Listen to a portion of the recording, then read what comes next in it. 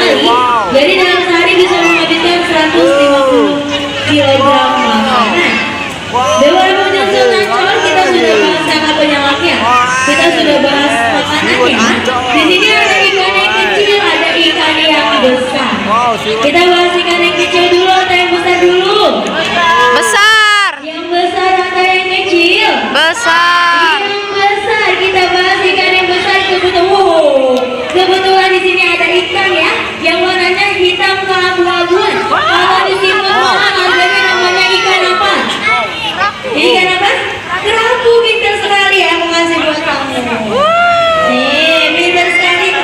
Pintar sekali ya, kan namanya adalah ikan kerapu. Lebih tepatnya adalah ikan kerapu kentang. Ya, dimana para pengunjung yang tadi lewat ternyata beratnya sudah 120 kg.